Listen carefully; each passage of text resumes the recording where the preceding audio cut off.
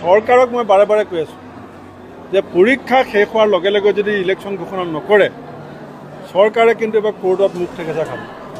কাৰণ পঞ্চায়ত নিৰ্বাচন যদি সময়মতে অনুষ্ঠিত নহয় প্ৰায় পঞ্চায়তৰ নামত আবণ্টিত 1100 কোটি টকা দিল্লীয়ে ঘূৰাই লৈ যাব।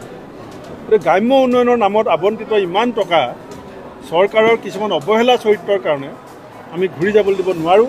সেইকাৰণে আমি 22 তাৰিখৰ পিছত আমি ন্যায়ালয়ৰ দ্বাৰস্থ হ'ম আৰু আমি ন্যায়ালয়ত বিশ্বাস আছে যে পঞ্চায়ত নিৰ্বাচন ন্যায়ালয়ে কেতিয়াও পিছুৱাবলৈ নিদিয়ে। হিমন্ত বিশ্ব শৰ্মাই ভয় খাইছে, যিধৰণে কংগ্ৰেছৰ মিটিংবিলাকত ৰাইজৰ সমাগম বাঢ়িছে, গাঁৱৰ ভাল ভাল মানুহবিলাক এতিয়া কংগ্ৰেছৰ প্ৰাৰ্থী হ'ব বিচাৰিছে।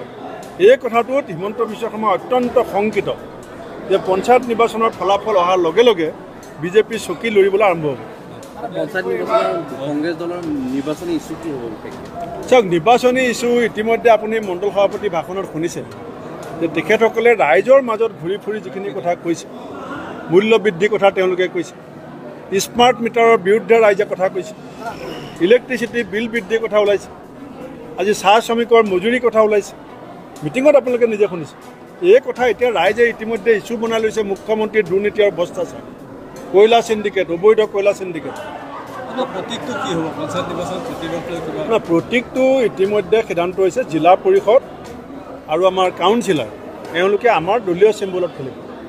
আৰু যিসকল ৱাৰ্ড মেম্বাৰ আমি বিচাৰিছোঁ যে যদিও দলীয় চিম্বলত নহয় ঠিক আছে মানি লৈছোঁ, কিন্তু গোটেই জিলাখনৰ ভিত্তিত যদি এটা কমন চিম্বল দিয়ে তেতিয়া বিজেপিও গম পাব তেওঁলোকৰ সমৰ্থন কিমান, আমিও গম পাম। আচলতে বিজেপিয়ে ভয় খাইছে যদি ৱাৰ্ডত যদি চিম্বলটো আমি পাই গ'লোহেঁতেন তেতিয়া MP ইলেকশ্যনত বিজেপিতকৈ আমাৰ 0.1% ভোট বেছি হৈছে।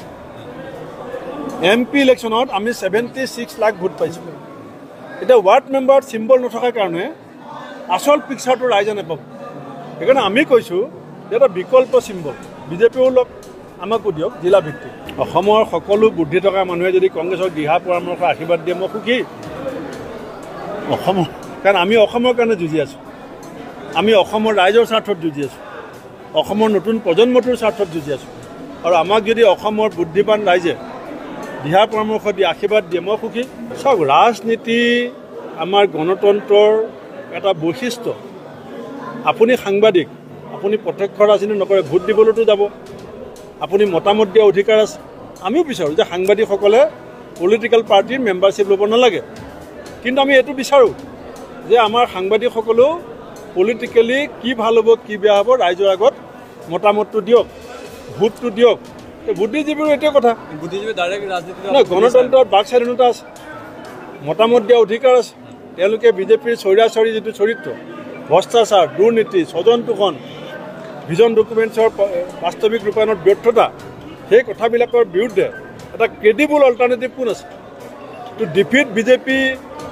ৰাইজে প্লেটফৰ্মত উঠি পেলাই নুযুঁজে নহয়। বক্সিং ৰিঙত পলিটিকেল পাৰ্টিৰ লিডাৰবিলাকে সোমাব, ৰাইজে বাহিৰৰ পৰা হাততালিয়ে দিব। সেই ৰিঙত সোমাই যুঁজিবলৈতো কোনোবা থাকিব লাগিব।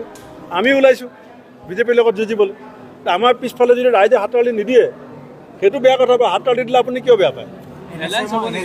100% বিধানসভা এতিয়াও শেষ হোৱা নাই। NSM মানে হৈছে নেশ্যনেল হেল্থ মিছন। মই আপোনালোকক কথা দিছোঁ, আমাৰ মাননীয় বিৰোধী দলৰ প্ৰতি দেৱব্ৰত শইকীয়া ডাঙৰীয়াৰ সৈতে মই আজি কথা পাতিম আৰু কিবা যদি ডকুমেণ্টছ আছে আপোনালোকে মোক দিব। NSM সম্পৰ্কত আলোচনা কৰিবৰ কাৰণে আমাৰ দলৰ বিধায়কসকলক মই আজি অনুৰোধ কৰিম। এলায়েন্সৰ কাৰণে আমি কংগ্ৰেছ একান্ত ইচ্ছুক। আমি এইকাৰণে এলায়েন্স বিচাৰিছোঁ, এইটো এলায়েন্স মানে ৰাইজক একত্ৰিত কৰা। আমিতো সকলোকে বিচাৰিছোঁ, হ'ব চলি থাককচোন। চাওক, আজি মই কংগ্ৰেছত পুৰণা হৈছোঁ। মই যেতিয়া কংগ্ৰেছলৈ আহিছিলোঁ 27 বছৰ বয়সত ইউথ কংগ্ৰেছৰ প্ৰেচিডেণ্ট হৈছিলোঁ। যদি নৱপ্ৰজন্ম আহিবই নাপালে মই কেনেকৈ আহিম? আজি অসমৰ মুখ্যমন্ত্ৰী হিমন্ত বিশ্ব শৰ্মা ডাঙৰীয়া, তেওঁ 30 বছৰ বয়স নহওঁতে কংগ্ৰেছে টিকেট দিছিলে, আহি আছে। আপুনি আজি মিটিংখনত দিছে।